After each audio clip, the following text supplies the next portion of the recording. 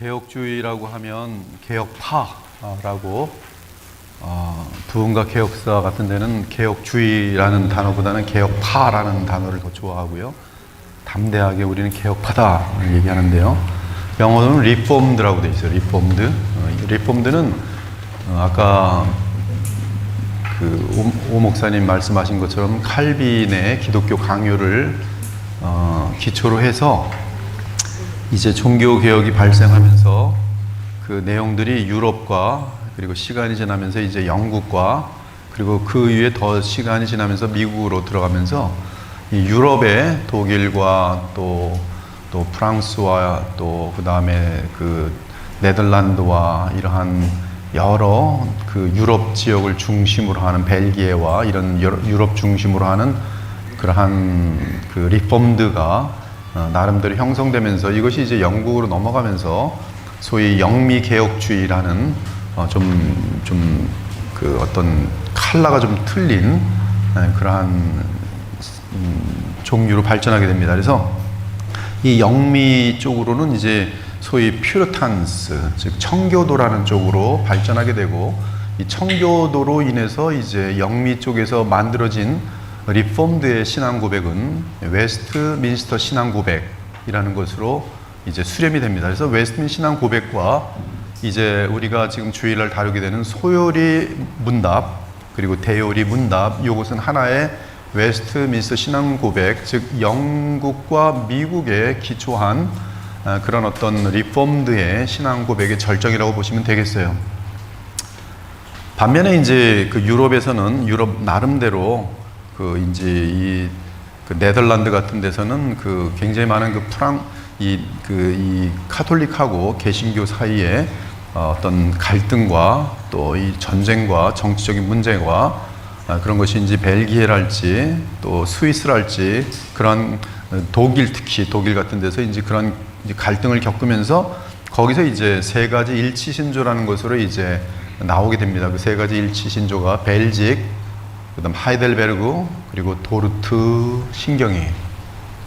우리는 이 도르트 신경은 이제 소위 레몬스트런스라고 하는 어떤 인간의 어떤 논리와 이성을 더욱더 중심으로 하면서 이제 그동안에 벨직과 하이델베르크, 그 다음에 칼빈이 가르쳤던 것들에 대한 도전을 하게 되면서 그들은 5가지의 이 내용을 가지고 도전하게 됩니다. 즉 리폼드라는 것에 대해서 공식적으로 도전을 하게 되고 리폼드 이 종교개혁에 이제 마르틴 루터 가지고 시작을 했지만 쪼잉글리도 같이 연관되어 있지만 신학체계에 가장 안전하고 그리고 가장 하나님께서 인정해 주셨던 이 지금 그 칼빈의 신학 사상, 거기서부터 이제 그들은 이 레몬스트런스라는 이 사람들을 대항해서 종교회의를 갖게 되고 그 종교개혁의 종교회의에 도르트 시넛이라고 하는 종교 총회를 통해서 만들어진 결론이 도르트예요. 도르트라는 곳에서 만들어진 이 신경인데요. 이것은 이제 벨직 신앙 고백과 하이델베르크와 더불어서 동일한 내용을 담고 있습니다. 그래서 이것을 세 가지 일치 신조라고 불러요. 이것은 유럽 리폼드의 신앙 고백입니다. 그래서 여러분들이 이제 독일 같은 데 가서 거기서 이제 그 독일에 있는 사람들의 리폼드 개혁주의를 보면은 그들은 하이델베르크를 절대적으로 신앙 고백을 하고요. 그 다음에 벨직 그리고 도르트가 담겨 있는 것을 볼 수가 있고요. 반면에 이제 그 영국 쪽으로 가거나 미국 쪽으로 가면 그들은 이제 퓨리탄스, 즉 청교도라는 것과 함께 이들이 만들어낸 영국에서 있었을 때 만들어낸 웨스트민스터 신앙 고백이라는 것이 리폼드 개혁주의의 그런 신앙 고백이라고 할 수 있겠습니다. 어떤 정서적인 차이하고 또 이제 교리를 다루는 순서 같은 것들의 차이가 있지만은 근본적으로 이 네 가지의 신앙 고백, 즉 도르트, 벨직, 하이델베르크, 그다음에 이쪽의 영미는 웨스트민스터 신앙 고백, 그리고 그것과 함께 더불어서 만들어진 뭐 소요리, 대요리, 문답 같은 것들은 이 칼빈의 그 신학 사상에 기초를 두고 있다라고 보시면 되겠어요. 제가 졸업한 웨스트민스터 신학교 같은 경우는 신기하게도 교수진들이 양쪽에서 다 왔어요. 그래서 이제 그 리차드 게핀 같은 경우는 전형적인 그 화란 사람으로서 화란 신학이라는 것이 보통 중요한 게 아니거든요. 근데 화란은 아까 말한 것처럼 이 지금 유럽에 있는 그런 모든 네덜란드이기 때문에 하라는 다 그쪽을 다 전수 받으면서 특히 화란 신학자들이 네덜란드 여러 가지 그 정치적인 전쟁 때문에 미국으로 이민 오게 되는 일들이 되면서 그들이 이제 구 프린스톤 신학교로 들어가서 교수 일을 하다가 구 프린스톤이 갈라지게 되면서 웨스민 신학교가 만들었을 때 여기 와서 이제 신학을 하는데 그러한 교수 중에 가장 뛰어난 교수가 있다면 게랄더스 보스라는 교수가 있는 것이 그리고 그 게랄더스 보스의 성경 신학과 그리고 그의 이제 이러한 어떤 그 조직 신학적인 그러한 얼레드 나젯이라는 하나님 나라에 대한 것들을 발견하게 되면서 그걸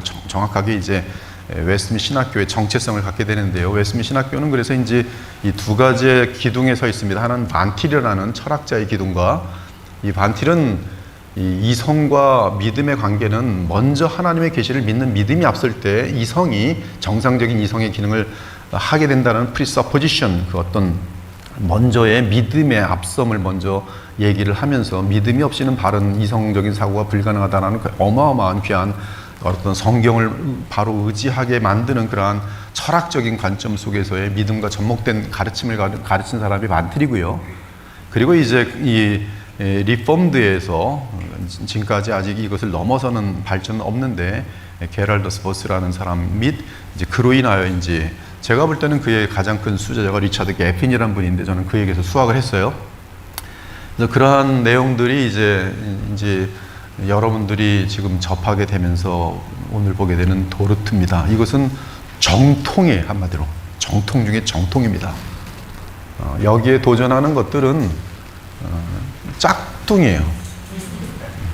어떤 인간의 사고에서 나온 것이 자기네들은 솔라 스크립추라고 하지만 솔라 스크립추라라는 그런 근본 종교 개혁에서 만들어져 있는 어마어마한 수천만의 피를 흘리면서 만들어진 이 교리를 다시 한번 인간의 힘으로 한번 도전해 보겠다는 것인데 그 첫 번째 도전이 바로 레몬스트런치 이 지금 학론파라는 존재들 학론자들 이들은 상당히 많은 문제를 일으켰었는데요.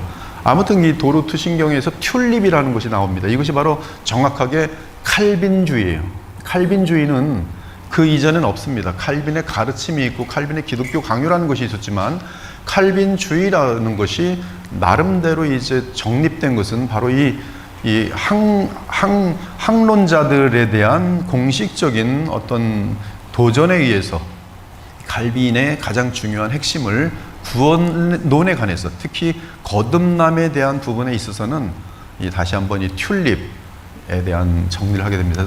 전적 타락, total depravity, U, unconditional election, 무조건적인 선택, L, limited atonement, 예수께서 십자가에 죽으심은 택한 자들을 위한 제한적 속죄, 그렇죠? I, irresistible grace, 인간이 거부할 수 없는 하나님의 일방적인 확실한 효력이 나타나는 은혜. 그 다음에 이제 P죠, 튤립, P, perseverance of saints, 성도의 견인, 즉 성도의 거듭남부터 시작하여 하나님 나라에 이르기까지는 이 사람의 개인적인 노력이나 어떤 결단에 의해서 되는 것이 아니라 중간에 포기하면 구원을 잃고 그런 것이 아니라 하나님께서 그에게 창세 전부터 계획했던 구원의 일을 시작하셨고 그러므로 창세 전부터 영원 전에 계획된 그 일은 결코 하나님의 일이기 때문에 포기될 수 없고 끊어질 수 없다는 것이 그래서 이 사람은 반드시 택함 받은 사람은 반드시 하나님의 나라까지 갈 수밖에 없는 하나님의 보호하심과 인도하심이 있다는 거죠. 그리고 이런 것들이 우리에게는 이제 평안이 되고 기쁨이 되는 것이죠. 여기에 대한 부작용들은 하나님이 나를 인도하신다니까 난 가만히 그냥 방탕하고 놀면 되겠네. 이런 야리꾸리한 어떤 사탄이 주는 생각에 빠져드는 어리석은 생각들 외에는 오히려 하나님의 은혜가 감사할수록 더욱더 진실한 마음으로 내 의가 아닌 또 구원을 사려고 하는 것이 아닌 하나님의 은혜에 대한 감사와 또 그분이 약속하신 리워스, 이 상에 대한 그러한 소망을 가지고 더욱더 적극적으로 우리가 수고할 수밖에 없도록 되어 있는 그런 구조가 지금 우리가 배우고 있는 리폼드에 서 있는 것이죠.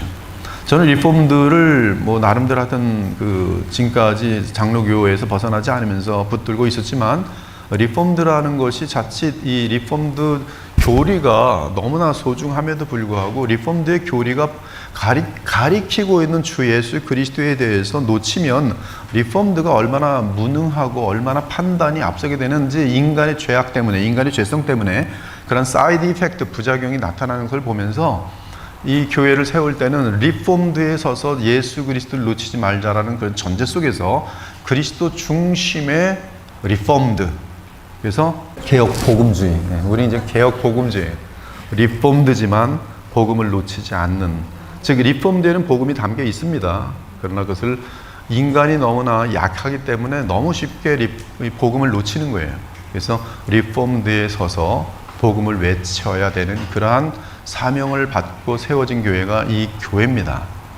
이 교회예요. 그래서 이 교회는 그래서 복음을 놓치지 않는 거예요. 모든 설교에 그리스도가 담겨 있고요. 그리고 이 모든 이 복음이 중요한 이유는 그 복음 속에는 무엇이냐면 죄사함에 대한 분명한 확증과 더불어서 우리 인간의 죄성을 이기게 하는 하나님 나라의 능력, 곧 성령의 역사가 반드시 부활의 영광에 그리스도께서 보내시는 이 성령으로 말미암는 그 역사가 우리에게 의도되어진 예수 그리스도의 구원에 포함되어 있다는 사실이, 그래서 우리가 지금 그 방향으로 계속 반복적으로 모든 성경에서 그리스도가 증거되고, 모든 성경에서 그리스도가 증거되는 것은 리폼드에서 단 한 번도 벗어나지 않으면서 동시에 이 모든 주의 백성들로 하여금 하나님의 은혜로 구원받을 뿐만 아니라 또한 그리스도의 형상까지 성장할 수 있도록 그 목적을 가지고 지금 이 모든 교리들과 그리고 설교가 진행되고 있다고 보시면 되겠습니다.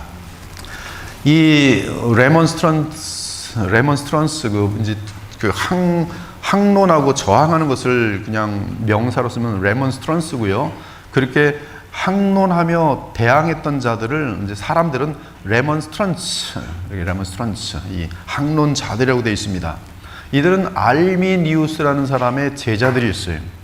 이 알미니우스는 그 제네바에서 칼빈의 제자인 베자에게서 신학을 배웠는데요. 그는 15년 동안 목회를 하면서 베자를 통해 배운 칼빈의 가르침이 실제 삶 속에서 한계가 있다고 생각하게 됩니다. 이 알미니우스는 인간의 자유의지와 책임 부분에서 칼빈이 그 부분에 대해서 너무 건너뛰었다라고 생각을 하게 돼요. 그리고 나의 구원은 나의 자유의지와 맞물려 있다는 생각으로 집중하게 됩니다.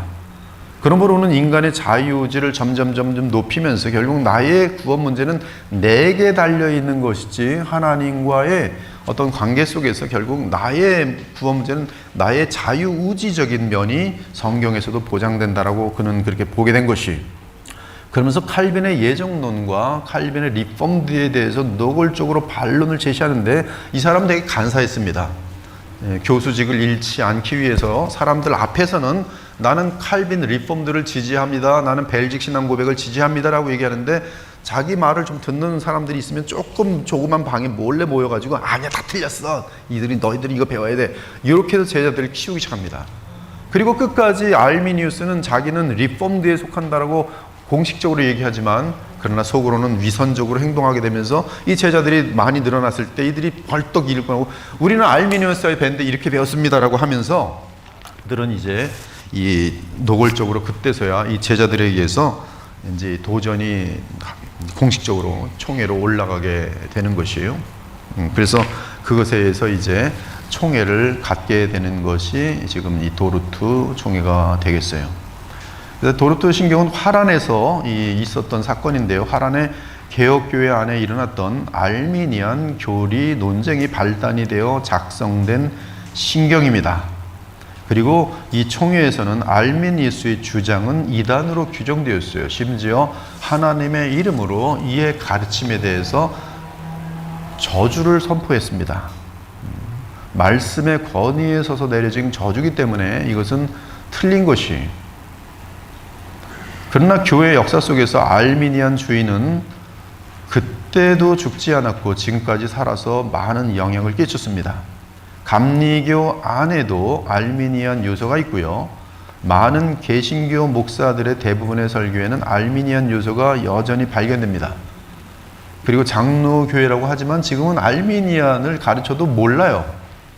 도르트가 뭔지 모릅니다. 도르트를 읽어본 적도 없어요.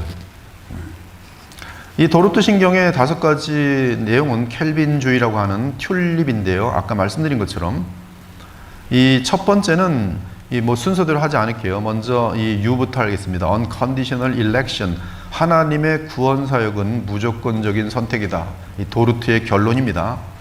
알미니안들은 하나님께서 우리 믿음을 미리 내다보시고, 즉 어떤 사람은 믿을 것이다 라는 것을 하나님께서 미리 내다보시고 구원을 주신다고 주장했어요. 그래서 하나님의 예지, 즉 하나님이 정하시는 것이 아니라 사람의 미래를 미리 보시는 하나님께서는 저놈은 나를 믿을 거구나, 예수님을 믿을 거구나, 그래서 이제 그에게 구원을 주신다고 주장했습니다. 그러나 칼빈주의는 하나님께서 믿을 자들을 미리 내다보시고 선택하신 것이 아니라 선택의 결과로, 즉 하나님께서 그를 선택한 결과로 그들이 하나님을 믿게 된 것이라고 말합니다. 이 굉장히 작은 부분들의 싸움인 것 같아요. 여러분들이 이 칼빈주의에 대해서, 리폼에 대해서 철저하게 깊게 훈련되지 않으면 처음에 알미니우스의 5가지의 도전장을 딱 읽으면 아멘 아멘 하면서 읽습니다. 그만큼 쉽지 않아요.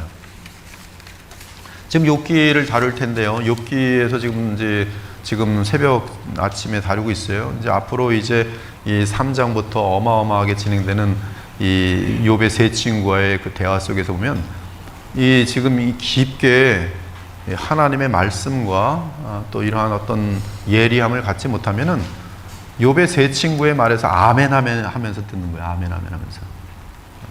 내 시작이 미약하였으나 내 나중은 창대하리라. 빌닷의 말 듣고 너무 좋은 거야. 그래서 막 갖다 씁니다. 막 벽에다 붙이고 막. 아주 엉망진창이죠. 성경의 문맥 같은 것들을 전혀 고려치 않은 자기의 탐욕이 마귀에게 사용되는 그런 문구를 그냥 그대로 쓰고 있는 것이죠. 여기도 교회 앞에 대문짝에 쓴 게 뭐냐면 내 시작은 미약하였으나 내 나중은 창대하리라. 빌닷의 말을 탁탁 붙여놨어요. 교회 문 앞에. 멀지 않아요. 여기 바로 앞에 교회. 그러니까 여러분들이 이 신앙생활을 대충 하려고 하면 안 됩니다.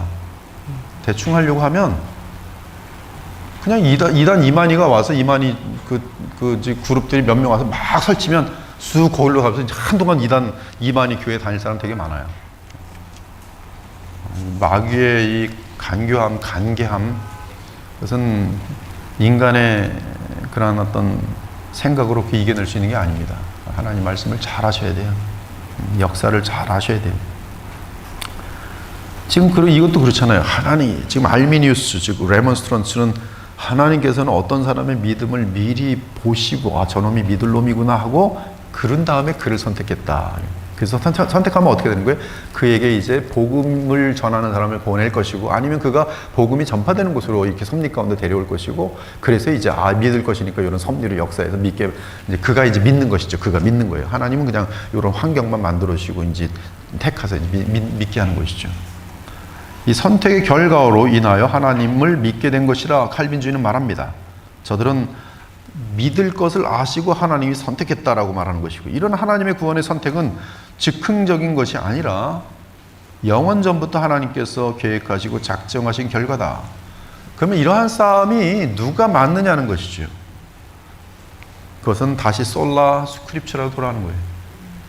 그런데 이 알미니우스도 성경에서 이런 결론을 냈거든요. 그러면 결론은 뭐가 되겠어요? 누가 정확한 성경 해석을 하느냐가 중요한 싸움이 되는 거예요. 이단들도 성경 이만희는 뭐 달달달로 웬다고 하면서 가르쳐요. 어떤 이만희 제자들은 자기는 지금 수천 번 벌써 성경 했다고 다 아주 그냥 그들은 거짓말 하는 것이 일일이니까. 근데 이 성경에 대한 바른 해석, 성경에 대한 바른 해석의 가장 중요한 주인공은 무엇이겠습니까? 성령이세요. 부활하신 예수 그리스도를 아는 것이, 예수 그리스도만이 성경에 누가복음 24장에 보면 유일한 바른 해석자입니다. 누구를 통해서? 성령을 통해서. 그가 보내시는 성령을 통해서. 그렇기 때문에 이 바른 해석을 갖고 있을 때에 틀린 해석을 보면서 거기에 틀린 해석 속에 항상 어두움의 요소들, 마귀의 요소들이 들어오는 것이죠. 그런 것들을 들춰낼 수 있는 것이죠. 그걸 정확히 보았기 때문에 돌트 이 총회에서는 정확하게 알미니우스에서 이단 그리고 마귀의 역사다 여러분 도르트 신경의 마지막 끝에 도르트 신경 마지막에 보면 그들에게 대한 하나님의 어떤 심판을 선언하고 있어요. 그러므로 이 하나님께서 주시는 구원은 완전하고 안전합니다. 여러분이 구원받은 자들이라면 안전하고 완전하고 영원해요. 이러한 칼빈주의의 주장은 선택된 자들에게 큰 위로를 주고 동시에 total depravity, 즉 완벽하게 부패한 자에 대한 하나님의 은혜이기 때문에 내가 그 구원에 대해서 기여한 것이 제로이기 때문에 대단히 겸손해집니다. 내가 받은 구원은 내게 돌릴 것이 하나도 없어요. 하나님의 주권일 뿐이, 하나님의 은혜일 뿐이, 하나님의 택하신 뿐이. 만일 사람들이 하나님이 나를 선택을 안 해주셔서 믿을 수 없다라고 말한다면 그 대답은 누구든지 믿으려고 하면 하나님이 받아주신다. 그러므로 빨리 믿으십시오라고 말할 수 있어요. 하나님의 이 명령을 통한 뜻은 복음 전파고, 또 그 명령을 통한 뜻에서는 그 표현이 예수 그리스도를 믿고 구원받으십시오가 공개적으로 합당하게 선포되도록 되어 있어요. 그렇지만 하나님의 창세전부터 숨겨진, 인간들이 알 수 없는 숨겨진 뜻은 그들 중에 누구만이 구원받도록 되어 있는데, 그 구원받는 그들은 오직 하나님의 은혜로만 구원받게 되는 것이. 그러므로 우리는 지금 이 예수님이 나를 선택하지 않으셨기 때문에, 하나님이 나를 선택하지 않으셨기 때문에 난 믿을 수 없다, 이것은 그들에게 통할 수가 없습니다. 성경은 당장 지금 믿으십시오. 예수님을 영접하십시오. 분명히 권면하고, 그가 거절하면 거절한 그 사람의 책임일 뿐이에요. 그러나 믿게 된 자는 그가 믿은 것이 아니라 하나님의 은혜에 의해서, 완전한 섭리 가운데에서, 하나님의 인도하심 가운데서 복음이 들릴 때 성령의 역사가 그에게 effectual calling이라고 하는데, 효과적으로 역사하심으로 말미암아 복음이 전파되는 곳에서 성령께서 그의 귀와 마음을 열어주심으로 말미암아 예수 그리스도를 믿게 되는데, 이것이 사람의 일이 아니라 하나님의 은혜라는 것이, 하나님의 역사라는 것이, 그것이 지금 이 도르트, 이 칼빈주의가 우리에게 가르치고 있는 어마어마한 내용인 것입니다. 또 사람들은 왜 어떤 사람들은 선택하고 어떤 이는 선택을 받지 못하였느냐라고 질문합니다. 그 대답은 오직 하나님의 절대적인 주권적 선택에 달려있다라고 말할 수밖에 없어요. 이는 구원에 대한 하나님의 예정적인 선택은 사람의 뜻이 아니라 오직 하나님의 뜻에 있기 때문입니다. 여러분들은 이제 앞으로 12주 동안 성경을 계속적으로 확인하면서 이 도르트 신경이 참으로 성경적이구나 라고 고백할 수밖에 없어요. 성경은 논리적으로 밀리지 않습니다. 지금 이 알미니우스와의 싸움이 억지가 아니에요. 어떤 교권을 가지고 밀어낸 게 아닙니다. 성경에 대한 체계적인 계속적인 깊은 연구에 있어서 그들은 틀렸고 칼빈주의는 맞은 것으로 드러나는 것이, 깊지 못하기 때문에 쫓아오지 못하는 것일 뿐이에요. 그들은 깊게 들어가서 성령의 충만함 가운데 하나님 말씀을 조명하여 보면 이 튤립은 맞는 거예요. 지금 이 시대에도 뭐 이름은 거론하지 않겠습니다만 함부로 이 개혁주의를 도전한 자들이 한둘이 아니에요. 그러나 그래봤자 쪼무레기들이에요. 그들이 가지고 있는 신학은 굉장히 어설픕니다. 틈이 많고 엉터리예요. 뭐 세대주의 같은 것들, 그 엉터리입니다. 무슨 뭐 알미니안 아직도 가르치는 목사들, 엉터리예요. 논리적으로 가다 보면 그들도 다 모순에 빠져 있고. 그러나 이 도르트 신경의 고백 같은 경우들은 논리적으로도 절대로 모순이 없어요. 왜? 하나님의 정교한 성령께서의 해석이기 때문에 그래요. 이 하나님의 예정과 선택의 전제는 인간의 전적 부패에서 출발합니다. 완전히 부패한 인간은 원칙적으로 모두 멸망해야 마땅해요. 그것이 하나님의 공입니다. 우리는 하나님께서 부패한 인간을 모두 구원하실 책임이 없음을 알아야 합니다. 한 사람도 구원하지 않아도 하나님은 책임이 없어요. 왜냐하면 그들에게는 하나님의 법에 의해서, 공의로운 율법에 의해서 그들은 천사들 앞에서 하나님의 공의로운 형벌이 집행되는 것일 뿐이기 때문에 악인을 향한 하나님의 공의는 집행에서 나타나거든요. 그러면 모든 인류는 하나님의 공의에서는 멸망받으면 하나님의 이름은 높아지는 것이, 그의 공의와 그의 정직과 그의 신실함은 100% 확실하게 드러날 뿐입니다. 그것이 하나님의 공의예요. 하나님의 공의는 죄인들은 멸망하는 것이, 완전히 부패한 인간은 깨끗하게 멸망당하는 것이. 그러나 그 중에 얼마는 하나님의 사랑과 은혜로 선택을 받습니다. 그들에게는 오직 감사와 찬양만이 있을 뿐이. 우리는 내 자신이 왜 선택받았는지에 대해 논리적으로 설명할 수 없습니다.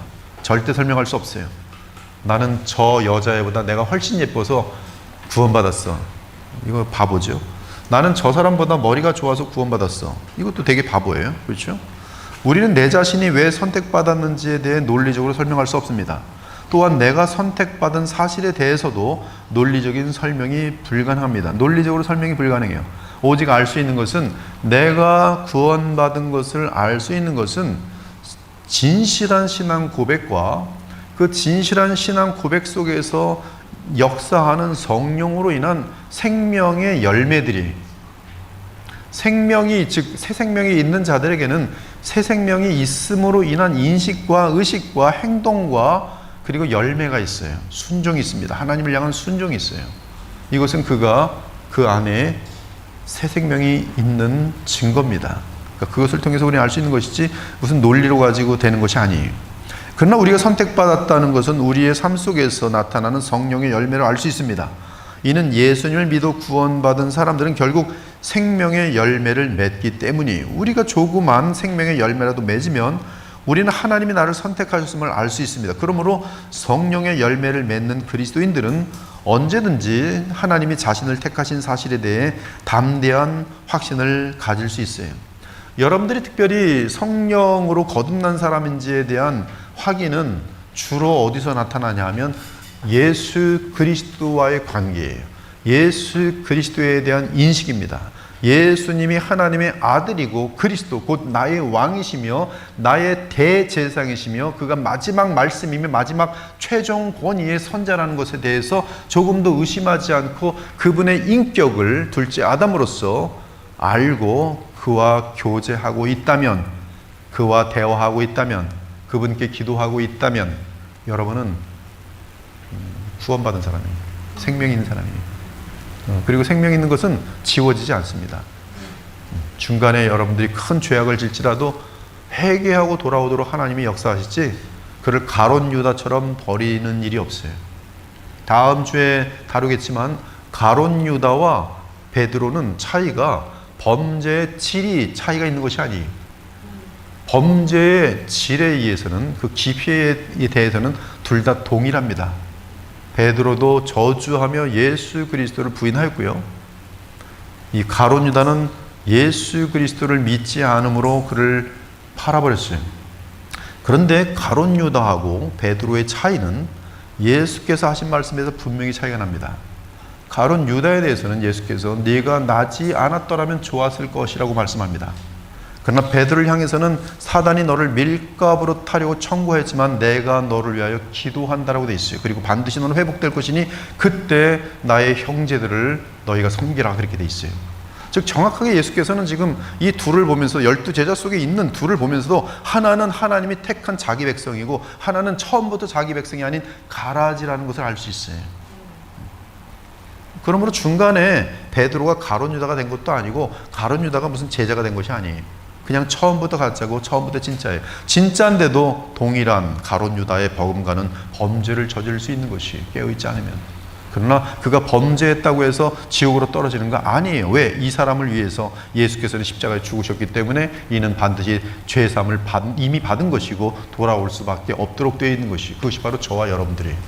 여러분들이 진짜라면 죄를 져도 두들겨 맞고 돌아오지, 주님을 떠나서 무슨 이단에게 가거나 불교로 가서 불교로 뭐 종교를 바꾸거나 그런 다음에 죽고 그런 일이 없어요. 그건 처음부터 가짜예요. 오히려 진짜는 잠깐 나갔다 또 돌아옵니다. 잠깐 나갔다 또 돌아와요. 그 돌아와서는 주님과 함께 남은 삶을 지내도록 돼 있어요. 여러분 보세요. 나는 진짜인가 가짜인가.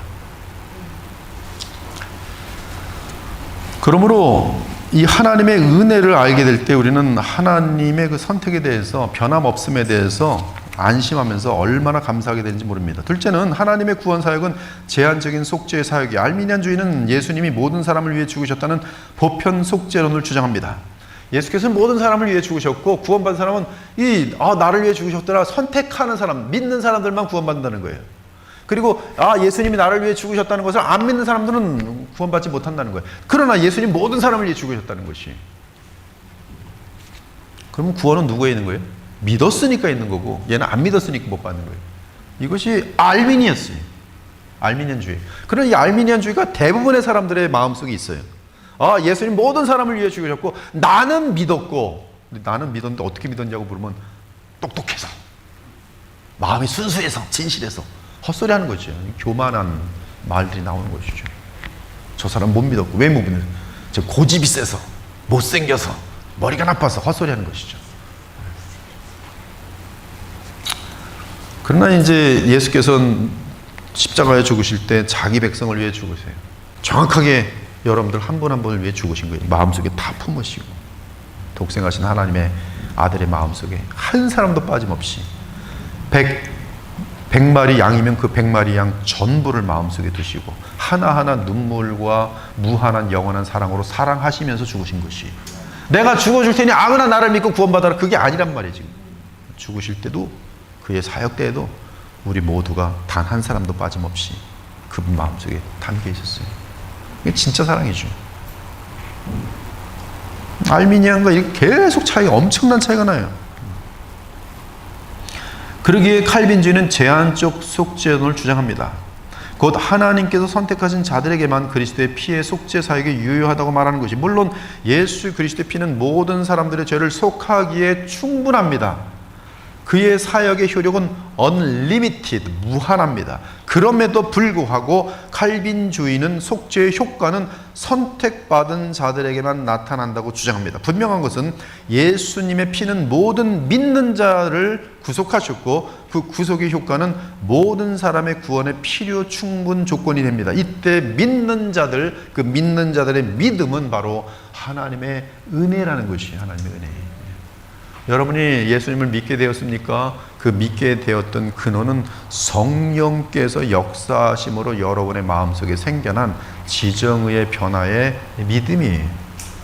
그때 우리는 내가 믿는 것으로 표현됩니다. 그래서 그의 것으로 간주됩니다. 그러나 그 믿음이 어디서 왔는가? 성경은 바로 하나님의 은혜요, 하나님의 선택이요, 성령의 주관적인 역사라고 설명하고 있어요. 그러므로 근본적으로는 나의 믿음은 하나님께로부터 왔고 그 믿음으로 예수 그리스도를 믿고 구원받았으니 나의 구원은 결국 오직 은혜인 것이.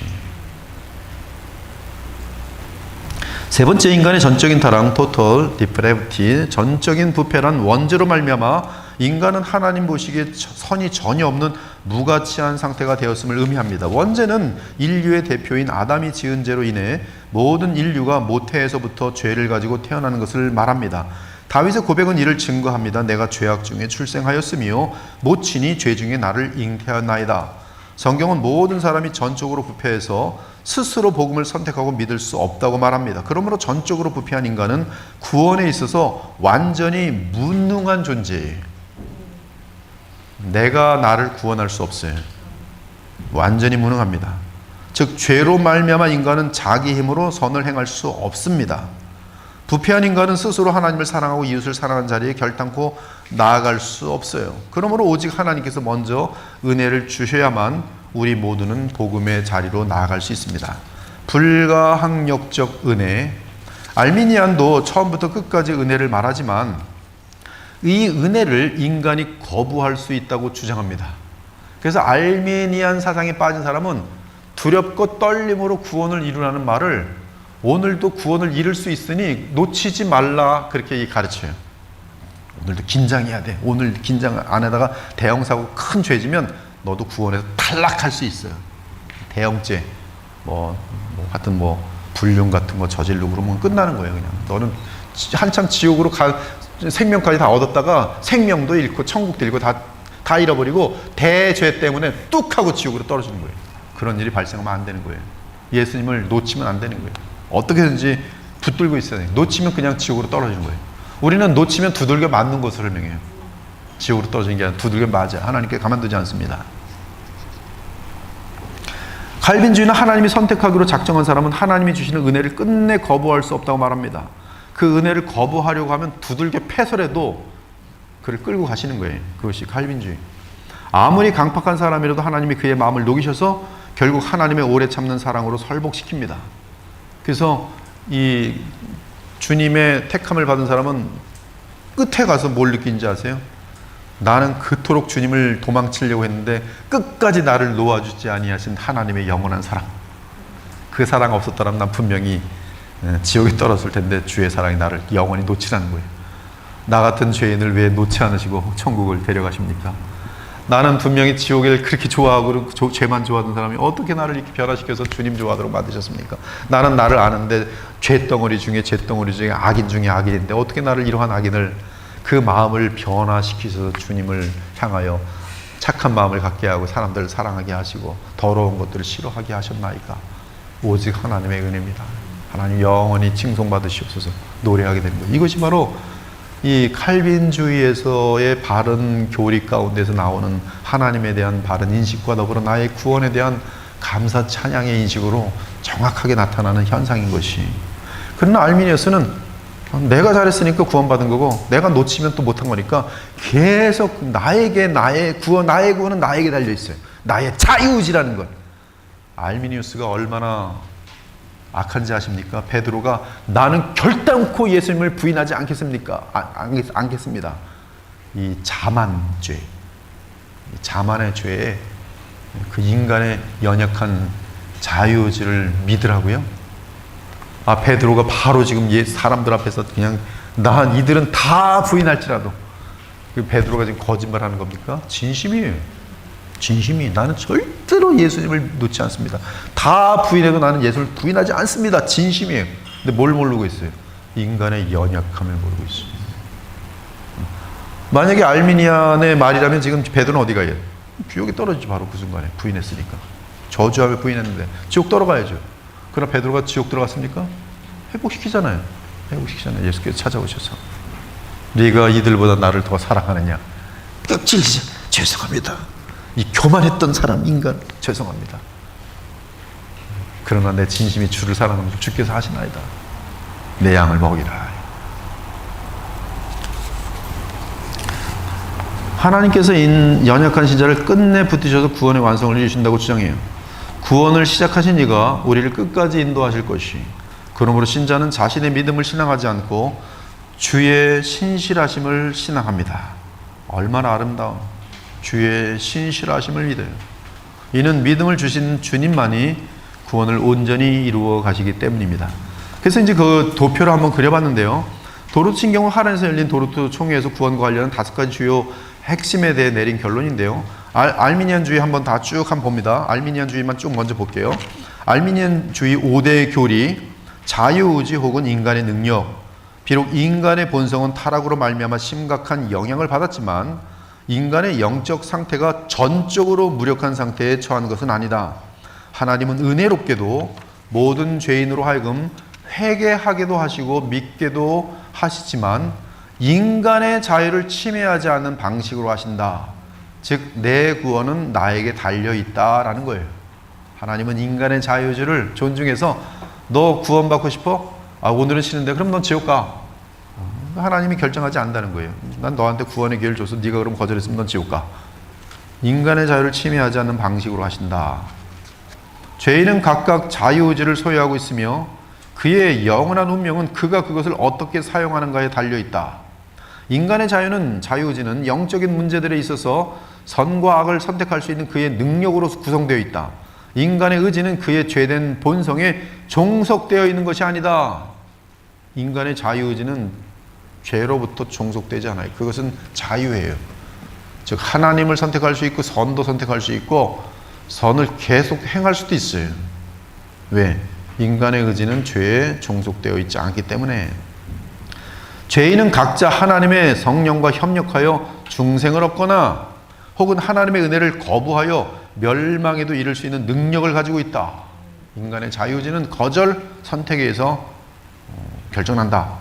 유기된 죄인은 성령의 도우심을 필요로 하는 것이 사실이지만 그 자신이 믿기 전에 성령에 의하여 중생되진 않는다. 즉 성령에 의한 중생은 불신자로 있는 그 사람의 자유의지가 성령 받기를 원하고 예수를 믿기를 원할 때 그 이후에 바로 성령의 거듭남이 발생하는 것이지 거듭남이 먼저는 아닌 것이죠. 즉 이들은 자유의지적인 믿음의 행함에 의한 거듭남을 이야기합니다. 근데 놀랍게도 칼빈주의는 반대예요. 거듭남으로 말미암아 예수님 선택해요. 자기의 이 지정의가 동반되면서. 그 이유는 믿음은 잘 보세요. 인간의 행위이고 새 생명으로 탄생하는 일에 선행하기 때문이다. 이 믿음은 자유의지의 결단일 뿐이 그들에게는, 즉 인간은 구원 얻는 일에, 즉 자신을 구원하는 일에 스스로 공헌할 수 있다. 그것이 자유의지, 인간의 능력이에요. 조건적 선택. 하나님께서 세상을 창조하시기 전에 구원에 이르는 어떤 사람들을 선택하신 근거는 그들이 하나님의 부르심에 응답할 것이라는 하나님의 예지이다. 즉 하나님의 선택은 그가 미리 아는 지식에 의한 선택일 뿐이다. 하나님께서 스스로 자유롭게 복음을 선택하여 믿음을 가질 자들을 미리 아시고 그들만을 선택하셨다. 그러므로 하나님의 선택은 인간이 어떤 결정을 내릴지에 따라 결정되어지고 또 제약을 받게 된다.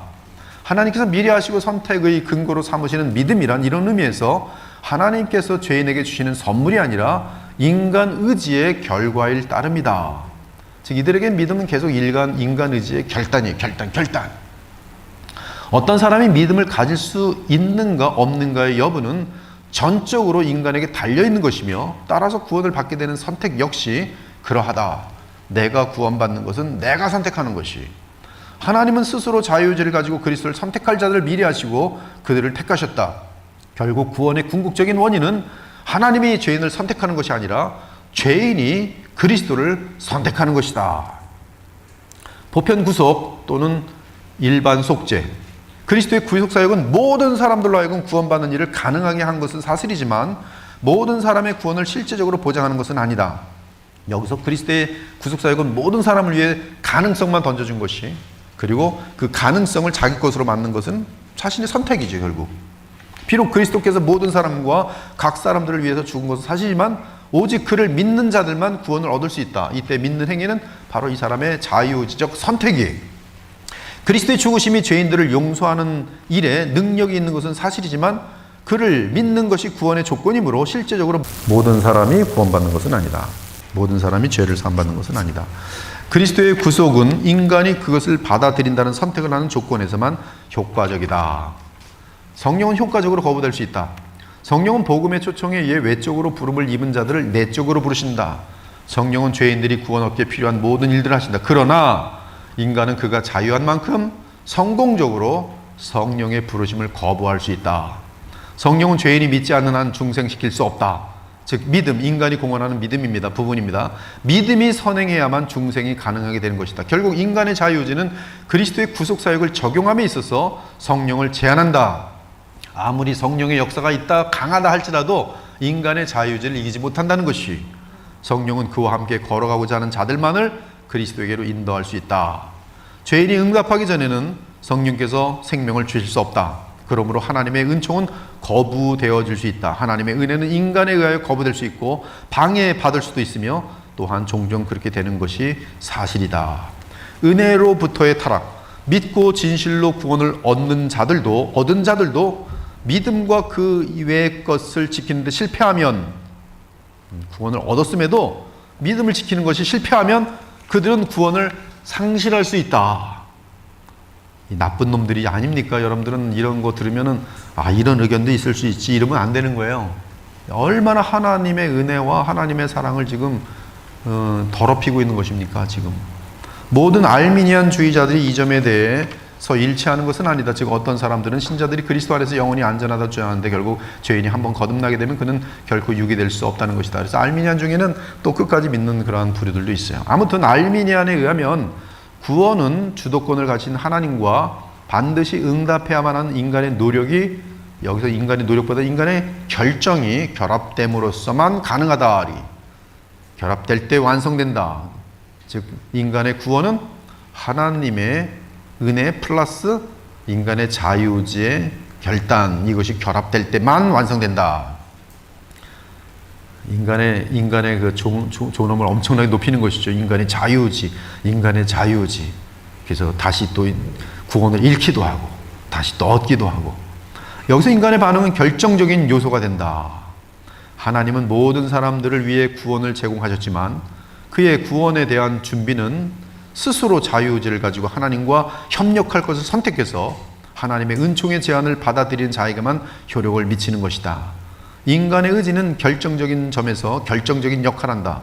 결국 구원은 인간에게 달려있어요. 그러므로 인간의 구원은 하나님의 선물이 아니라 오히려 하나님은 구원의 가능성만 주고 인간이 구원의 선물을 받을지를 결정한다. 이것은 학론에 담겨진 사상 체계다. 알미니안주의. 알미니안주의자들은 이것을 1610년 네덜란드 교회에 제출하였고 이것은 1618년, 1919년을 통해서 회의가 진행되고 1919년에 비성경적이라는 이유로 도르트 총회에서 이단으로 선포되고 거부되었어요. 반면에 칼빈주의 5대 교리는 첫째, 전적 무능력 혹은 전적 부패입니다. 인간은 타락으로 말미암아 구원을 얻기 위해 복음을 믿는 일에 있어서 전적으로 무능력해졌다. 죄인은 하나님의 일들에 관해서는 죽었고 눈이 멀었으며 듣지 못하는 상태이다. 그의 마음은 거짓으로 가득 차 있고 전적으로 부패해 있다. 인간의 자유는 자유하지 못하며 인간의 자유의지는 자유롭게 악만 선택해요. 이것이 인간의 자유의지, 부패한 인간의 자유의지는 자유롭게, 정말로 자유롭게, 근데 이 선을 택할 능력이 없기 때문에 악만 택해요. 악만. 끝까지 하나님 받아들이지 않고 내 주관적인 이기적인 목적만을 향하여 결정하고 판단할 수밖에 없도록 돼 있어요. 그것이 죄인이란 뜻이에요. 악한 본성의 지배를 받는다. 그러므로 인간의 의지는 자유한 것이 아니에요. 인간의 의지는 스스로 선택하기 때문에 그런 면에서는 자유예요. 그러나 스스로 선택은 악만 선택하고 있어요. 스스로. 그래서 인간의 자유의지는 죄에 종속되어 있어요. 그러므로 죄인된 인간은 영적인 영역에 있어서 악에 대하여 선을 택하지 않으며 사실은 할 수도 없는 상태이다. 결국 죄인을 그리스도에게로 인도하기 위해 성령의 사역을 능가할 수 있는 것은 아무것도 없으며 성령의 다시 살게 하심과 새로운 본성을 주시는 사역에 의해 죄인은 중생하게 된다. 믿음은 인간이 구원을 얻음에 있어서 무엇인가 기여할 수 있음을 보여주는 것이 아니라 그 자체가 하나님의 구원의 선물이다. 즉 믿음은 죄인을 위한 하나님의 선물이지 하나님께 드리는 죄인의 선물은 아닌 것이다. 무조건적인 선택. 하나님께서 세상을 창조하시기 전에 구원을 목적으로 특정한 사람들을 선택하신 것은 오직 그의 주권적인 의지에 근거하는 것이다. 이때 이 주권적인 의지, 주권적인 결정은 하나님의 자비를 베푸는 면에서 그러합니다. 자비.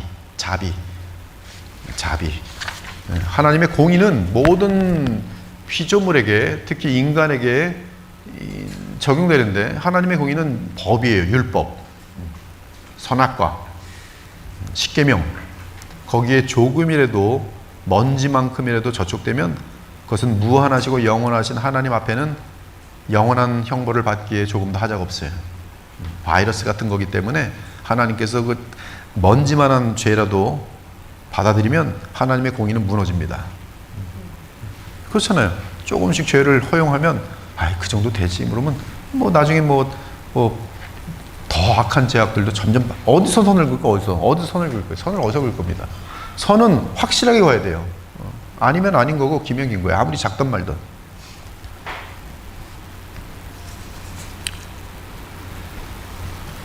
그 쉘터에 가면은 그 버림받은 개들이 있어요. 여기 지금 한국에도 있겠지만 미국에서 이제 있었던 얘기들인데 쉘터에 가면 이제 한 50마리, 100마리 이런 개들이 버려진 개들이 이제 와 있죠. 와 있으면 지금 한국 사람들도 마찬가지겠지만 그 미국 사람들 중에는 쉘터에 가서 자기가 키울 이제 개들을 거기서 이제 다시 어차피 조금 있으면 죽을 개들이기 때문에 이제 거기서 보고 이제 저거 좀 주세요. 그러면 조금 있으면 이제 가스로 죽든지 하여튼 무통으로 해서 죽어야 될 이 개들을 가지고 이제 살려주거든요. 그 스텝이 와서 이제 요 개를 말합니까? 그러면 그거 주세요로 한 마리였고 한 마리만 오늘 가져가야 되는 거죠. 그러면 그래서 한 마리 가져가서 키우는 사람도 있고 이왕 온 김에 저 3마리 가져갈게요. 3마리 가져가는 사람도 있고 그래요. 근데 만약에 스텝이 이 사람이 이제 한 마리 데려가고 또 3마리 데려가 갖다 가져갔더니 왜 다 안 가져갑니까? 그거는 unfair합니다. 불공평합니다. 다 불쌍하지 않습니까? 다 데려가죠. 다 데려가요. 이건 자비를 모르는 거예요. 자비를. 지금 강요할 수 있는 게 아니에요. 스텝은 일반적으로 어떻게 말합니까? 아, 저 사람 참 착하다. 이 버려진 개들을 그래도 와서 한 마리라도 데려가네. 우리 인간들은 하나님의 공의로는 그냥 지금 영원한 멸망을 향하여 정해진 자들이, 하나님께서는 그들 중에 얼마를 쉘터에서 끄집어내서 구원하세요. 이 쉘터에 와서 개를 고르는 이 주인들의 입장은 굉장히 좀 특이합니다. 일반적이진 않아요. 쉘터까지 와서 개들을 입양하는 그 주인들을 보면 어떤 사람 보니까 가장 약한 개를 골라. 눈에 상처 있고 다리 절룩거리고 털이 다 뽑혀 있는, 아저씨 저거 주세요 그래. 아니 다른 개들 다 건강한 게 많은데 왜 그래? 아이 역까지 와서 그래도 개 한 마리 구해주는 건데, 구해주는 거잖아요. 구해주는데 어차피 더 비참한 개를 저는 좀 데려가서 키울게요. 왜? 데려가서 이제 깨끗하게 씻기고 건강하게 키워서 잘 키우려고. 취향이 다 틀려요. 취향을 스텝이, 당신은 왜 그런 취향을 갖고 있습니까? 뭐 그럴 수 없잖아요. 지금 이 자비를 베푸는 하나님의 자비에 대해서는 이 주권이에요. 그분의 주권. 이걸 따지면 안 되는 거예요. 이 따지는 것은 굉장히 이상한 사람이에요. 자비를 모르는 존재예요. 근데 인간들은 자비를 모르고 왜 나만 택하십니까? 우리 가정 속에서 다 구원해. 아니 그렇게 따지 말고 하나님 나만 구원하지 마시고 이 불쌍한 영혼들도 구원. 이건 아름다운 얘기. 근데 하나님 왜 나를 구원하시고 이 사람을 구원하지 않습니까? 불의합니다. 이건 바보예요. 바보. 미친 사람이 이건데. 근데 요새 이런 사람들 많아요. 이게 합리화 되겠어요. 이게 알미니안주의자들이 또 이런 주장들을 해요. 또 이 어떤 그 멸망의, 모두가 멸망인데 로마서 3장에 모두 멸망입니다. 그러나 그들 중에 일부를 택하여서 구원하신 건 하나님 자비. 자비는 주권입니다. 주권이에요. 제가 자비를 베푸는데 그 주권이 없으면 어떻게 됩니까? 제가 뭐 누구에게 조정받아서 누굴 뭐 빵 사주려면 다 사주던지, 내가 빵 사주겠다는데 왜 누가 뭐 다 사주던지 말든 왜 결정을 해요? 제가 자비를 베푸는 건데 개들이 다 굶어 죽길래 빵 사갖고 먹여주겠다는데 뭐 시비 걸 사람이 누가 있어요? 이 자비 문제라는 사실을 알아야 돼요. 여러분이 받는 구원은 자비예요. 은혜예요. 은혜. 이걸 정확히 하셔야 돼요. 그 은혜 없이는 그냥 공평이에요. 공평 뭐예요? 멸망이에요. 공의. 그래서 무조건적인 선택이, 특정한 죄인에 대한 하나님의 선택의 근거는 결코 죄인이 가지는 믿음이나 회개 등과 같은 미리 알 수 있는 반응에 의한 것이거나 인간의 순종이 아니다. 오히려 하나님이 그가 선택하신 각 사람에게 믿음과 회개를 허락하시는 것이다. 왜 이 사람을 선택하는가? 하나님의 취향이에요. 알 수 없어요, 우리는. 결국 믿음과 회개는 하나님이 선택하신 결과이지 원인 아니다. 하나님의 선택은 인간이 가지는 어떤 덕이나 예지할 수 있는 행위의 근거에서 결정되거나 제약받는 것이 아니라 하나님께서 주권적으로 선택한 자들에게 주시는 성령의 능력을 통해 그리스도를 받아들임으로써 이루어지게 된다. 그러므로 구원의 궁극적인 원인은 죄인이 그리스도를 택함으로 이루어지는 것이 결코 아니며 오직 하나님이 죄인을 선택하시는 것에 있다. 이것이 칼빈주의예요. 지금 튤립에서 나오는. 여러분에게 지금 이제 이 가르침을 받고 나면 여러분 양심에 따라 움직이시면 돼요. 나는 오늘 도르트 신경 내 취향이 맞지 않아. 그럼 알메니안 가르치는 교회 많아요. 가십시오. 그걸로 가시면 돼요. 그럼 여러분이 원하는 대로, 나는 똑똑해서 예수님 믿었다. 저놈들은 왜 안 믿는 거야? 나가 죽어라 책임, 이렇게 되죠. 나는 똑똑하다. 나는 너희들하고 틀려. 그렇게 믿으라고요. 교만하면서 마음껏 자랑하면서 믿으라고요. 그러나 그것이 비성경적이라는 사실을 아셔야 된단 말이에요. 오직 하나님의 은혜. 특별 구속 혹은 제한 속죄. 그리스도의 구속 사역은 피택자들만 구원하려는 것으로서 실제적으로 그들만의 구원을 보장한다. 보장이에요. 내가 누구를 향하여 찍었어요? 전능하신 하나님이. 그의 구원은 영원히 보장되는 것이. 그렇지 않으면 이분은 전능자가 아니에요. 그리스도의 죽으심은 어떤 특정한 죄인들을 대신해서 당하신 형벌로서 대속의 인내였다. 그리스도의 죽으심은 자기 백성의 죄를 사하시는 것과 더불어 자신에게 그들을 연합시키는 일은 물론 그들의 구원에 필요한 모든 일을 보장한다.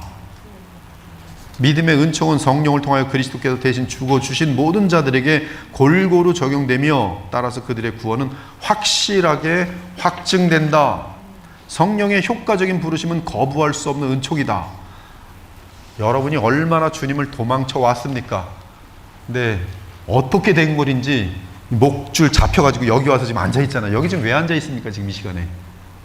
하나님의 강권적인 역사가 아니면 이 자리에 앉아있지 못합니다. 지금 딴 데 가서 놀고 계셔야지. 신기하잖아요. 이게 얼마나 힘든 일인데 지금 지루하고 앉아가지고 1시간 반 동안에 얼마나 힘든 일을 지금 여러분이 하고 있는데요. 여러분이 이것을 즐거운 마음으로 했는데 그 즐거운 마음을 누가 주셨겠어요? 이런 즐거운 마음이 5년 전에 있었습니까? 거길 왜 가? 이러지. 지금도 우리 교인들 중에 거기 왜 가? 이런 사람 있어요. 아직 이 맛을 몰라서. 성령의 효과적인 부르심은 거부할 수 없는 은총이다. 복음을 듣는 모든 사람들 향한 구원의 외적 부르심에 더하여 성령께서는 택함 받은 자들을 향해 반드시 구원에 이를 수 있도록 지속해서 모든 사역을 하신다. 성령의 이 사랑의 고집은 완전하십니다. 그가 설복될 때까지 쉬지 않으세요. 계속 목사 보내고 증거 보내고 이 딴 길로 가려면 막으시고 딴 길로 가려면 일이 안 풀리고 그래서 주님께 가서 기도를 좀 해야겠다 해서 기도하는데 그 오다가 또 누굴 만나가지고 또 복음을 듣게 되고 이 완전한 하나님의 섭리 가운데 점점점 하다가 주님의 사랑을 알면서 주님 만나는 거예요. 그러면 자기가 알잖아요. 자기가 정말 솔직히 알잖아요. 내가 언제 주님을 스스로 찾았습니까? 하나님이 막 이끄시다 보니까 그분의 사랑을 알게 될 거지. 외적 소명, 모든 사람들이 구별 없이 하시는 소명은 거부될 수도 있고 종종 그렇게 된 것도 사실이에요. 그러나 내적 소명, 오직 택한 자만을 부르시는 effectual calling, 성령의 소명은 거부될 수 없다. 성령의 내적 소명은 인간을 항상 회개로 초대한다. 이런 특별한 소명을 통하여 성령께서는 죄인들을 그리스도에게로 인도하신다. 성령께서는 택하신 자를 반드시 거듭나게 하시고야 마십니다. 성령께서는 구원을 적용시키심에 있어서 결코 인간의 자유의지에 제한받지 않으시며 구원의 성공에 있어서도 결단코 인간과 협동하지 않으십니다. 성령께서는 그의 은혜로 택함받은 죄인을 협력하게 하시고 믿게 하시고 회개케 하시고 하나님의 역사는 강요가 아니에요. 근데 신기한 은혜로 그의 마음을 녹이세요. 강권하세요. 강요가 아니고 강권하세요. 무엇으로? 사랑으로. 그래서 믿음의 성령은 사랑으로 강권하세요. 감동시키세요. 그래서 자유롭고 기쁜 마음으로 그리스도께 나오게 만드십니다. 그러므로 하나님의 은혜는 도저히 거부할 수 없으며 너무 감사해서 거부할 수 없어요. 또한 그 은혜가 미치는 사람들에게는 반드시 구원이 이루어진다. 성도의 견인, 하나님에 의해 선택받고 그리스도에 의해 구속받으며 성령에 의해 믿음을 부여받은 모든 자들은 영원히 구원을 받게 된다. 그들은 전능하신 하나님의 능력으로 믿음을 유지하며 그 결과 끝까지 인내하는 것이다.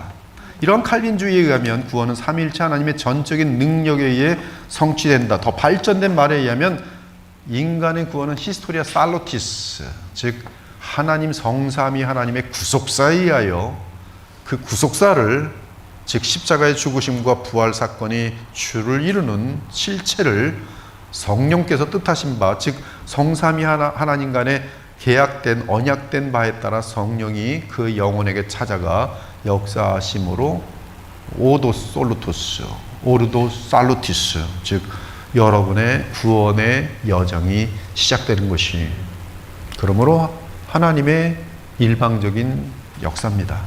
그 일방적인 역사는 반드시 복음 전파하는 자들을 통해서 성령이 역사하셔서 그의 마음을 사랑으로 감동시키셔서 예수 그리스도를 눈물을 흘리며 감사하며 회개하며 믿도록 인도하시고, 그리고 그의 남은 삶을 영원히 인도하시는 것이,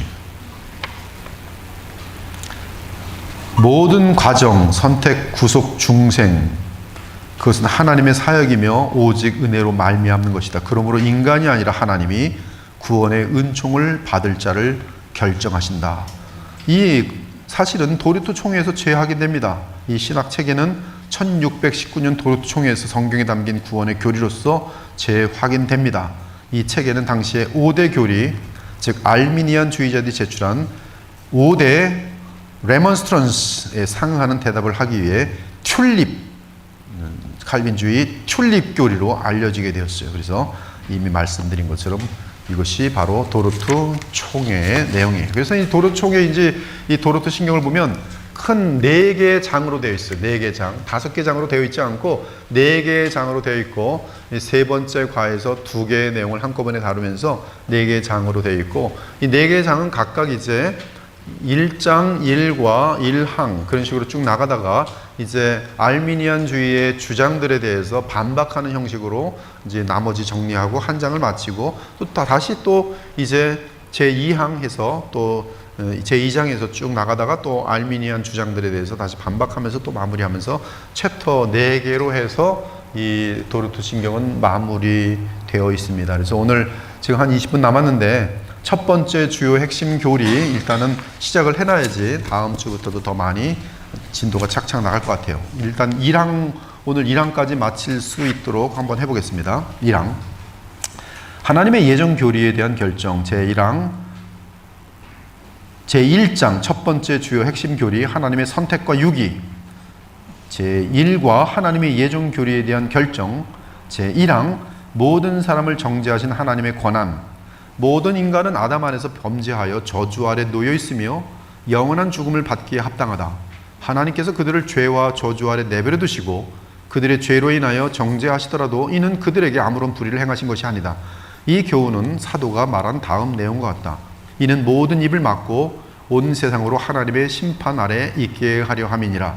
모든 사람이 죄를 범하였음에 하나님의 영광에 이르지 못하더니 죄의 싹은 사망이요. 제1항 해설. 도르트 신경의 1장 1과의 1항은 성경적 접근 방식을 취하고 있다. 이 조항은 인간의 가장 심각한 문제를 설명한다. 제1항은 에덴 동산의 아담으로부터 시작된다. 아담은 최초의 인간이자 당시 전 인류를 대표하는 존재였다. 창세기 3장에서 그는 하나님에 대한 반역을 선택했다. 그는 아내의 제안에 따라 선악을 알게 하는 나무의 열매를 따먹었다. 그의 죄와 그로 인한 저주는 그와 아내에게 뿐만 아니라 그들에게서 태어나는 모든 사람에게 영향을 미쳤다. 즉 아담의 타락으로 우리는 모두 죄를 지었다. 로마서 5장을 보니까 곧 한 사람의 범죄를 인하여 많은 사람이 죽었은즉 심판은 한 사람으로 말미암아 정죄에 이르렀으나 한 사람의 범죄로 말미암아 사망이 그 한 사람을 통하여 왕노릇하였은즉 그런즉 한 범죄로 많은 사람이 정죄에 이른 것 같이 한 사람이 순종하지 아니함으로 많은 사람이 죄인 된 것 같이 율법이 들어온 것은 범죄를 더하게 하려 함이라. 이는 죄가 사망 안에서 왕노릇한 것 같이. 이처럼 아담은 단순히 한 가지 죄를 지은 것이 아니라 그 한 가지 선택으로 인해 그의 본성 자체가 타락했다. 타락 이후 죄는 단순히 그가 저지른 일이 아니라 그의 정체성이 되었다. 그러므로 아담 이후에 모든 인간의 정체성은 죄다. 여러분들은 예수님의 생명이 들어오지 않으면 날 때부터 죄로 시작해서 끝날 때까지 죄로 끝나는 거예요. 그냥 죄입니다. 죄. 모든 것이 하나님 앞에 죄밖에 없어요. 하나님을 영화롭게도 아니하며 감사치도 않는 것 그 자체가 죄예요. 불신자들 보세요. 하나님을 영화롭게 하고 감사하지 않아요. 그냥 죄 속에 있어요. 예배 드리지 않아요. 진실한 마음으로. 예배 드릴 수도 없습니다. 그냥 죄 속에 있어요. 죄예요. 날 때부터 죽는 날까지 죄예요. 17절에 보니 로마서 7장 내 속에 거하는 죄인이라. 내가 죄예요. 이처럼 아담은 선악을 알게 하는 나무를 먹지 말라는 언약을 어김으로써 하나님에 대한 반역으로 기울어진 죄악된 본성을 갖게 되었다. 그 죄악된 본성은 아담 이후 모든 세대에 전해졌다. 우리는 이것을 원죄라고 부른다. 원죄는 인류의 모든 세대에 흐르는 추악한 부패다. 우리는 모두 죄 가운데서 잉태되고 죄 가운데 살아간다.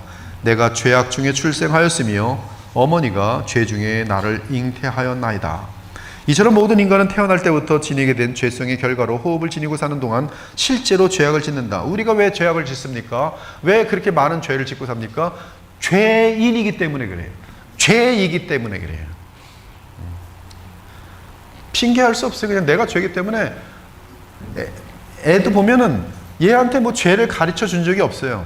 아이들 뭐 어린이집에 가보십시오. 아이 쟤네들이 도대체 죄를 어디서 배워갖고 질투라는 게 얼마나 쓴지 몰라요. 그냥 막 중간에 핵파트리 이것도 얼마나 쓰. 아예 불이야. 걔네들이 힘이 없으니까 귀여운 거지. 힘이 많아봐요. 뭐 날마다 집 다 파괴하고 사람 얼마든지 죽이고요. 무섭습니다. 실제로 죄악을 져요. 날 때부터. 우리는 개인적으로 하나님의 명령에 반역한다. 우리는 생각과 마음으로 하나님께 반역한다. 가만히 앉아서 생각만 하면 어떻게 그렇게 더러운 생각만 하고 앉아있는지. 미운 생각, 시기 질투. 걔는 왜 오늘 하루 종일 나한테 인사를 안 하는 거야? 밤새 잠도 못 자요. 왜 잠 못 자는 거야? 걔가 오늘 나한테 인사 안 한 거 그것 때문에. 얼마나 한심한지 뭘. 우리는 말과 행동으로 하나님께 반역한다. 하나님은 왜 또 오늘 이렇게 하셨어? 하나님은 왜 오늘 셋째를 주신 거야? 또 왜 우린 둘만 키우려고 그랬는데? 뭐 얼마? 왜 하나님 직장을 주신데 이렇게 쥐꼬리 많은 그냥 월급을 주는 여길 또 연결시켜서? 뭐 한두 번 하나님께 불평하는 게 아니에요. 방금 전까지는 주여 직장만 주시옵소서 이러다가 얼마나 악한지 몰라요. 우린 창조주께 죄를 지을 뿐만 아니라 그분의 형상대로 지음받은 동료 인간에게도 죄를 짓는다. 내게 아무 해를 가하지도 않았는데 저 사람이 나보다 저 사람을 더 좋아하는 것 같으면 화가 나가지고 이제 그다음부터 막 비방거려요. 이 사람은 지금 나에게 좋은 일만 했어요. 근데도 불구하고 나보다 저 사람을 더 좋아하는 거니까 막 시기 질투가 나서 막 공격을 해야 되는 거예요. 뒤에서. 잘못이 없어요. 하나도. 누가 잘못이에요? 지금 시기 질투 발동한 내가 잘못인데 나는 이 시기 질투에 속아가지고 고소하거든. 막 욕을 해주면서. 근데 이 사람은 이 사람한테 한 건 착한 일밖에 없거든. 아예 목사가 여러분에게 죄를 져봤자 얼마나 짓겠습니까?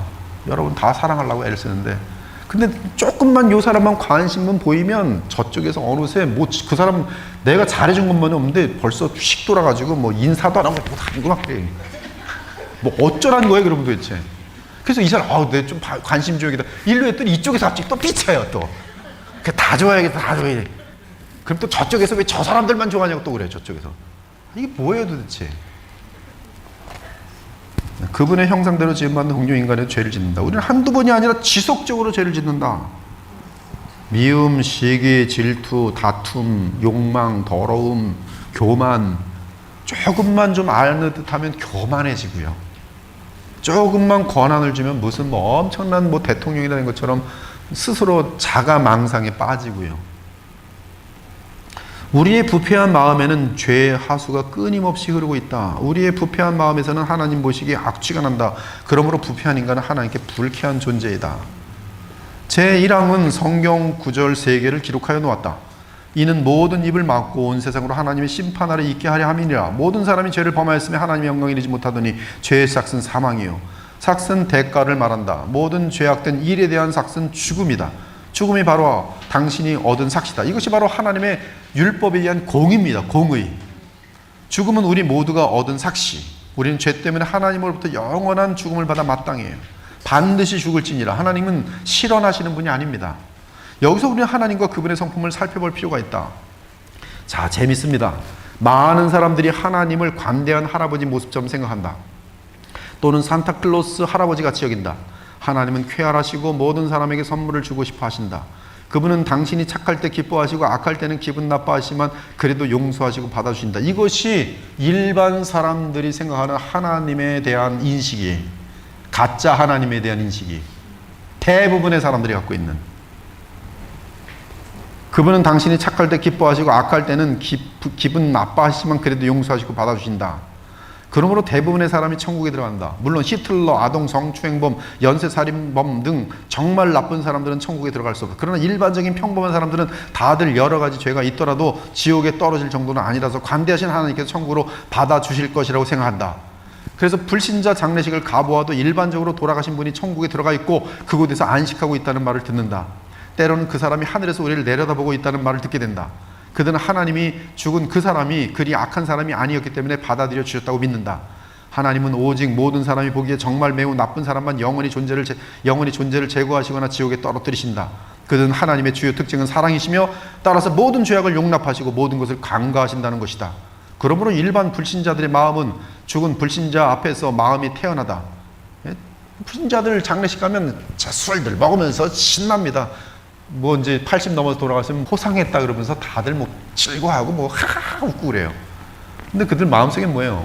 저 엄마 아빠가 돌아가셨는데 호상하셨으니까 지금 그래도 안식처에 가 있다는 거죠. 천국에 가 있다는 것이죠. 불신자인데. 그들의 하나님에 대한 인식이네. 하나님은 없다면 뭐 어딘가 가 있겠지. 그러나 죽은 다음엔 어디 가서 잘 쉬고 있을 거야. 그리고 자신들도 어느 날 죽으면 당연히 그리 악하지만 않다면 하나님이 좋은 분이시기 때문에 혹은 하나님이 존재하지 않기 때문에 쉬는 곳 또는 천국에 들어간다고 믿기에 마음이 평안하다.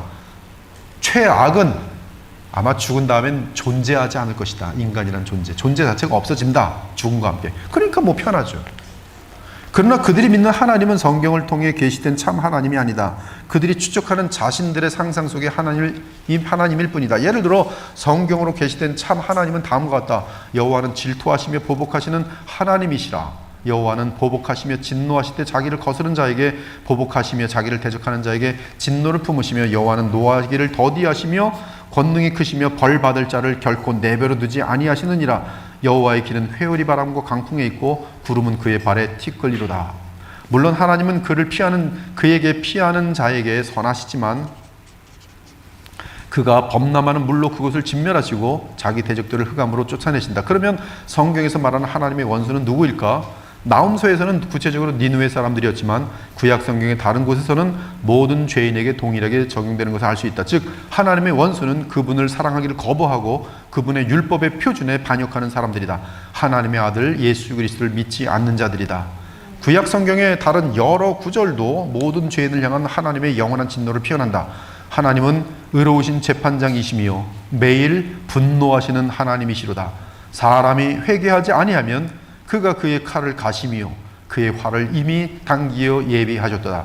죽일 도구를 또한 예비하시며 그가 만든 화살은 불화살들이로다. 신약에서는 이 사실이 더욱 분명합니다.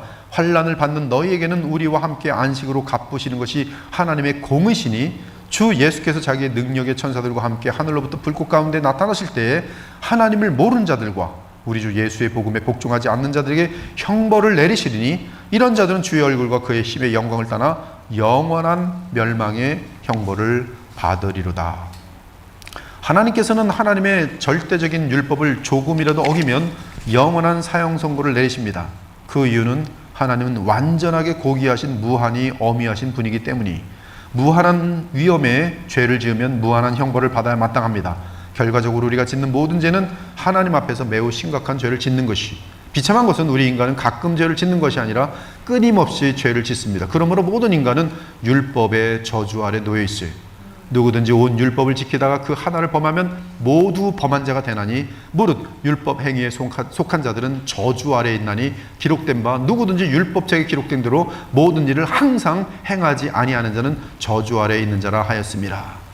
율법을 통하여 구원받는 길이 있다면 항상 영원히 완전하게 마음으로부터 동기까지 영원히 단 한 번도 실수함이 없이 지키면 그러면 영생 얻어요. 그러나 인간에게 죄가 들어온 이유는 그럴 수 있는 사람이 단 한 사람도 없어요. 아담에게 첫 번째로 기회가 주어졌지만 아담은 그 기회를 놓쳤고 아담과 묶여있는 우리들 모두는 아담의 부패를 물려받게 되면서 율법으로 구원받는 것은 불가능해요. 그러므로 저주 아래 있어요. 율법으로는 저주 아래 있어요. 하나님의 공의로는 우리 모두는 저주 아래 있어요. 그러므로 성경은 율법 아래 있는 모든 인간이 죄인이라고 선포하고 그들에게는 하나님의 거룩한 진노에 다른 것이 없다고 선포합니다. 기록된 바 의인은 없나니 하나도 없으며 깨닫는 자도 없고 하나님을 찾는 자도 없고 다 치우쳐 함께 무익하게 되고 선을 행하는 자는 없나니 하나도 없도다. 그들의 목구멍은 열린 무덤이요 그 혀로는 속임을 일삼으며 그 입술에는 독사의 독이 있고 그 입에는 저주와 악독이 가득하고 그 발은 피 흘리는데 빠른지라. 지금 이 말이 여러분에게 해당되지 않는 것 같죠? 해당됩니다. 저에게도 해당돼요. 저도 이렇게 여러분이 볼 때는 뭐 인자해 보이고 싹 웃고 있지만 정신 나가면요 제 아내에게 마치 짐승에게 방불한 모습을 가끔 보일 수도 있어요. 어떻게 그런 모습이 나오는지 저도 이해가 안 가요. 그 발은 피 흘리는데 빠른지라 파멸과 고생이 그 길에 있어 평강의 길을 알지 못하였고 그들 눈앞에 하나님을 두려움이 없느니라. 우리가 알거니와 무릇 율법이 말하는 바는 율법 아래 있는 자들에게 말하는 것이니 이는 모든 입을 막고 온 세상으로 하나님의 심판날이 있게 하려 함이라. 모든 사람은 하나님의 율법 아래 있어요. 그들이 율법을 인정하든 말든 하나님의 법 아래 있어요. 근데 이 법 아래에서는 모든 사람이 저주 아래 있어요. 율법의 저주 아래 있어요. 하나님의 영원한 심판 아래 있어요. 그러므로 율법의 행위로 그의 앞에 의롭다 하심을 얻을 육체가 없나니 율법으로는 죄를 깨달음이라. 죄를 핑계할 수 없어요. 정확하게 적혀 있어요. 경찰, 저는 지금 이 스피드가 여기가 20km 존인지 몰랐습니다. 어린이 존인지 몰랐어요. 저 모르고 그냥 100km 달린 겁니다. 경찰이 뭐라 그래? 그건 네 사정이지. 법은 법대로야. 티켓 띄었어요. 10만 원, 20만 원, 30만 원. 나는 이거 법원 가서 난 따질 거야. 법원 가봤자 재판장이 네가 모르는 건 네가 모르는 거지. 왜 거기 어린이존에 20km로 돼 있는데 왜 100km 달려버렸어? 헛소리 하지 마. 가. 끝나요. 법이 법으로 깨닫는 거야. 내가 몰랐구나. 걸렸구나. 하나님은 영원히 변하지 않으신다. 그분의 거룩한 성품은 영원히 바뀌지 않는다. 하나님은 죄악을 향해 소멸하는 분이시다. 신약 성경의 마지막 책인 요한계시록은 하나님께서 자신을 반역한 사람들에게 진노를 쏘아 부으실 것을 계시한다. 온 우주의 왕이신 예수 그리스도께 대항한 모든 자들에 대하여 그들의 죄악에 대한 영원한 불못이 준비되어 있다. 그러므로 회개하지 않고 예수 그리스도를 믿지 않는 악인들에게는 영원한 고통만이 기다리고 있다. 이 모든 것은 하나님의 속성이 거룩하고 의로우신 것을 증거한다. 악인을 심판하시는 하나님은 거룩하시고 의로우신 분이세요.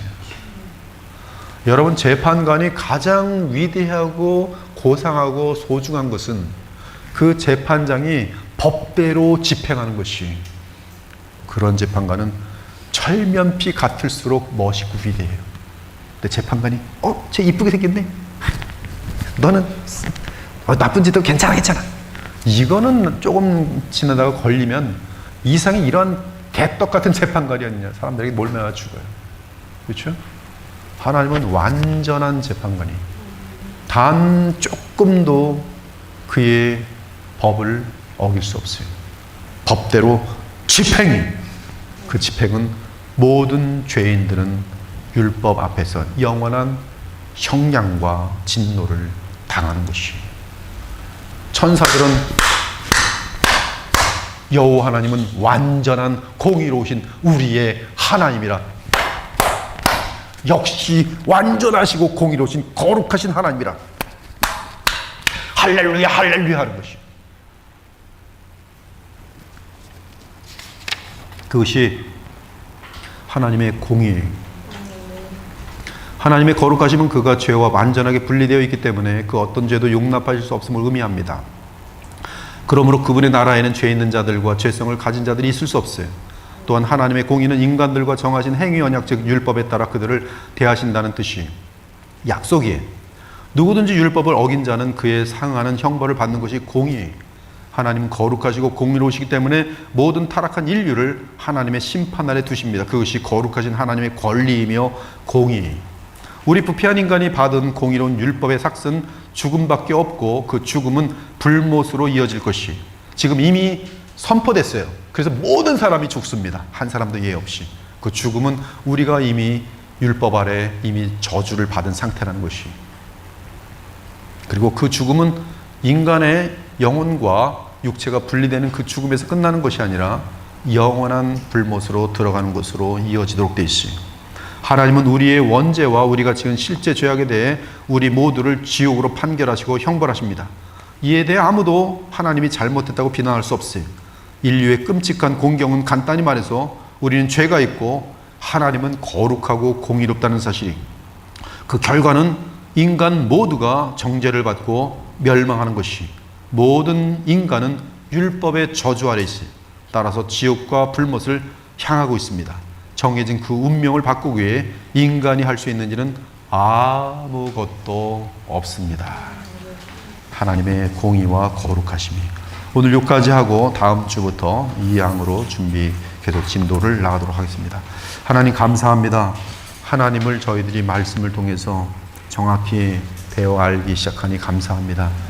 우리 인간의 이 세상에서 물든 세상 철학들과 불신자들의 사고방식을 저희들이 떨쳐버리고 하나님의 영원하신 진리의 말씀인 성경이 가르치는 말씀을 바르게 겸손하게 받아들여서 이후로 도르트 신경을 통해서 말씀이 가르치는 귀한 내용을 받아들임으로 우리들의 생각이 더욱더 성경적이며 성령의 충만함으로 이음받는 그러한 사고를 가질 수 있는 이 시대에 하나님이 기뻐하시는 아름다운 참된 신자들로 저희들 모두를 인도하여 주시옵소서. 오늘 첫 강의 하나님께서 인도하심을 감사합니다. 앞으로 11번 동안의 강의에 주의 은혜가 넘칠 수 있도록 주께서 우리와 함께하여 주시옵소서. 돌아가시는 발걸음에 주의 은혜와 사랑이 한량없이 넘치길 바라올 때 살아계신 우리 주 예수 그리스도의 이름으로 기도 올려옵나이다. 아멘.